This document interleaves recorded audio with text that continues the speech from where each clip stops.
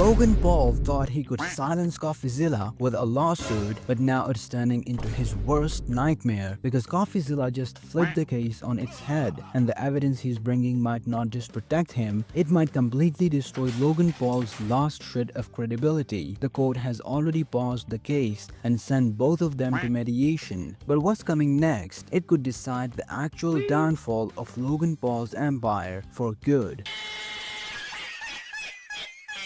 From YouTube to boxing rings and energy drink deals, Logan Paul has rebuilt himself a dozen times. But this time, he might not get up again, because what Coffeezilla just did legally is genius. Paul has to prove every element of defamation. While at the same time, Coffeezilla is going to want to present the strongest evidence he can to prevent Paul from being able to do that on as many elements as possible. So taking that back to Coffeezilla's arguments about the media, Eddie Ibanez, and Jake Greenbaum, not everything fits into that criterion. He's saying, I didn't ruin your reputation, Logan. You did that yourself, and the media just told the truth.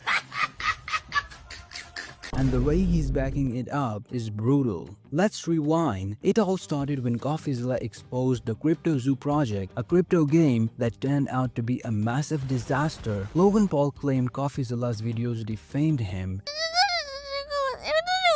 that it damaged his image and made him lose respect. But here's where it gets interesting. Coffeezilla fight back with a legal motion saying, wait a second, how can I be the reason your reputation fell apart when every major outlet from the New York Times to CNN already reported the same thing? And it's basically asking the court to allow Coffeezilla to point to other people or entities in front of the jury and say, if Logan Paul was harmed, it wasn't by me, it was by these guys. And in the motion, he identifies basically two categories of third parties in this motion. One is essentially legacy media outlets reporting on CryptoZoo. The other is bad actors in the CryptoZoo team, namely Eddie Ibanez and Jake Greenbaum. He's basically telling the court, if you want to blame me, you'll have to blame the entire media too. That single move could destroy Logan Paul's entire defamation argument. Meanwhile, the judge sent both of them to mediation before things get unclear.